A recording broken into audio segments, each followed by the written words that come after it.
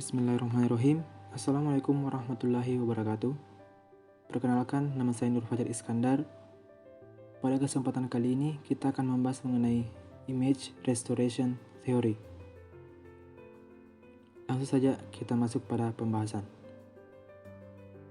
Teori pemulihan citra atau Image Restoration Theory merupakan kajian yang dicetuskan oleh William L. Benoit. Beliau adalah profesor di Ohio University dan seorang ahli dalam bidang komunikasi politik. Teori ini lebih tepat digunakan untuk menganalisis krisis-krisis karena kesalahan internal seperti workplace violence atau kerusuhan di tempat kerja atau krisis yang terjadi akibat produk yang rusak atau produk dengan kualitas buruk. Teori ini merupakan pengembangan dari teori apologia sebagai bentuk merespon krisis lainnya, seperti melakukan penyangkalan, menghindari rasa tanggung jawab sosial, mengurangi serangan, melakukan tindakan korektif, dan menanggung akibat krisis. Cepat dan tepat terhadap serangan atau keluhan yang terjadi selama krisis. Teori Image Restoration adalah sebuah teori pemulihan citra di mana setiap orang selalu menginginkan citra positif di dalam dirinya. Bahkan ketika individu melakukan suatu kesalahan, maka individu berusaha sebaik mungkin untuk mengembalikan citra positifnya. Teori ini tentunya tidak hanya bisa digunakan secara individu, namun juga dapat diterapkan atau diaplikasikan dalam berbagai konteks, baik individu, kelompok atau organisasi, yaitu dalam pembahasan mengenai respon individu atau organisasi ketika reputasi dan citra positifnya terancam atau mengalami suatu krisis. Teori ini disebut juga sebagai teori image repair karena di dalamnya menjelaskan tentang bagaimana cara meningkatkan, memperbaiki, atau merestorasi citra dan reputasi buruk dari suatu instansi atau organisasi. Kita masuk pada pembahasan selanjutnya, yaitu mengenai asumsi image restoration theory. Sama seperti teori apologia dan situational crisis communication, Benoit membangun teori ini berdasarkan metode retoris atau retorika. Metode retoris dipandang menggunakan strategi simbolis untuk mempertahankan dan memulihkan reputasi dan memengaruhi persepsi stakeholder tentang krisis dan organisasi itu sendiri. Harapan bahwa stakeholder di masa depan akan terus berinteraksi dengan organisasi. Image Restoration Theory berangkat dari dua asumsi dasar. Pertama yaitu komunikasi adalah kegiatan atau aktivitas yang digunakan untuk mencapai tujuan tertentu, atau dalam bahasa Inggrisnya, a goal-oriented activity. Kedua yaitu mempertahankan reputasi dan citra positif adalah salah satu tujuan pokok atau utama komunikasi. Itulah dua pokok asumsi Image Restoration Theory. Kita masuk pada pembahasan ketiga yaitu mengenai strategi Image Restoration Theory. Berdasarkan dua asumsi yang telah saya jelaskan, William L. Benoit menjabarkan 5 strategi dalam usaha restoration image atau pemulihan citra. Pertama yaitu strategi menyangkal atau penolakan, atau dalam bahasa Inggrisnya disebut denial. Penyangkalan adalah reaksi alami terhadap sebuah tuduhan terhadap dua jenis penyangkalan. Pertama yaitu simple denial dan shifting the blame. Simple denial yaitu penyangkalan sederhana, contoh, kami tidak melakukan hal ini. Kedua yaitu shifting the blame yaitu penyangkalan perbuatan dan menggeser kesalahan kepada orang lain. Contohnya yaitu seperti bukan kami, namun orang lain yang melakukannya, atau biasa disebut dengan mencari kambing hitam. Strategi kedua yaitu evading of responsibility. Melalui strategi ini, organisasi berupaya membatasi tanggung jawabnya pada krisis. Cara yang biasa dilakukan dalam strategi ini yaitu pertama, provokasi, kedua, menjelaskan bahwa krisis terjadi karena kurangnya informasi atau ketidakmampuan organisasi untuk mengendalikan situasi. Kedua yaitu niat baik atau good intention. Ketiga yaitu krisis disebabkan oleh kecelakaan. Baik, saya akan menjelaskan 3 di antara 4 ini, yaitu pertama, provokasi.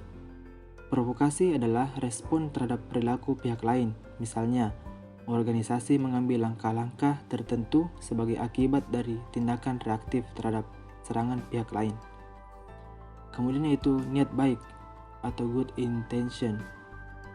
Berarti organisasi telah berusaha merespon dengan baik, tetapi hasilnya mungkin dipandang kurang maksimal oleh pihak lain. Kemudian yaitu krisis ini disebabkan oleh kecelakaan.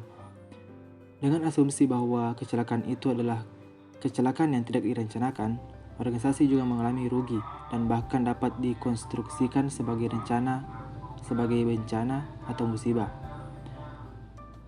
Diharapkan asumsi ini dapat mengurangi tanggung jawab organisasi. Baik, itulah keempat cara yang digunakan dalam strategi kedua ini, yaitu evading of responsibility.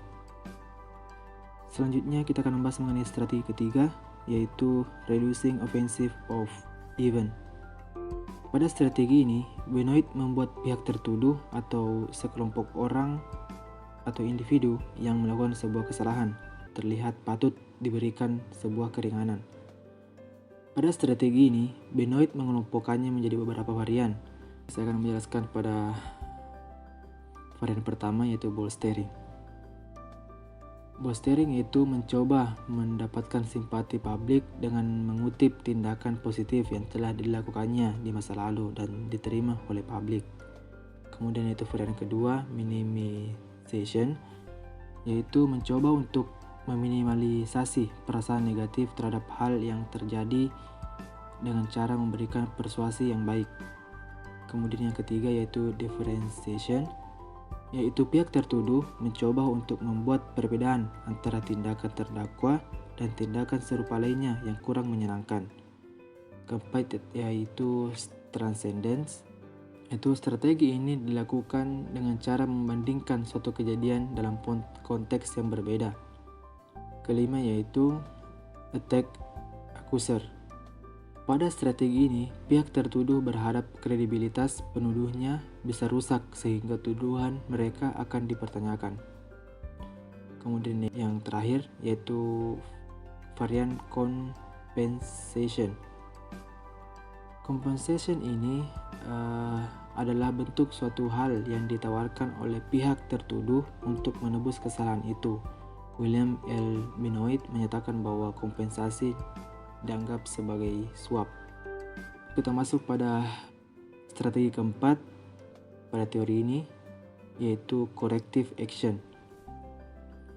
Tindakan korektif adalah strategi pengembalian citra positif di mana pihak tertuduh berusaha untuk mengembalikan citranya dengan menjanjikan bahwa tindakan tersebut akan diperbaiki.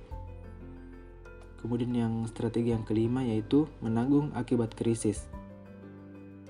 Pihak tertuduh ini dapat memilih atau bersedia untuk mengakui kesalahan dan meminta pengampunan. Ini merupakan penjelasan mengenai strategi kelima, yaitu menanggung akibat krisis atau mortification. Selanjutnya kita akan membahas mengenai image restoration theory dalam praktik public relation. Rahmat Kuryantono menyatakan bahwa evaluasi organisasi yang menggunakan image restoration theory dalam public relation berfokus pada kalimat yang digunakan PR untuk membangun citra positif bagi organisasinya, dan hal-hal berikut harus dilakukan saat mengevaluasi teori ini. Pertama yaitu identifikasi pendapat atau opini atau tuduhan yang dapat mengancam citra dan reputasi.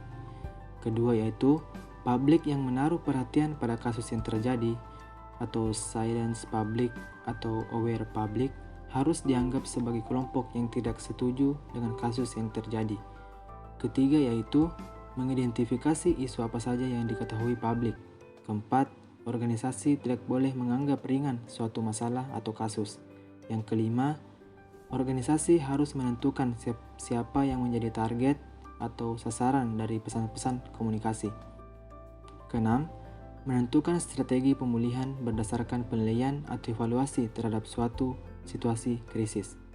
Kemudian yang ketujuh atau yang terakhir yaitu mengevaluasi sejauh mana strategi image restoration telah berjalan dan apakah citra positif dapat dikembalikan atau belum. Jika belum, strategi apa yang gagal, penyebab apa, sehingga bisa memberikan rekomendasi untuk situasi yang sama di masa mendatang.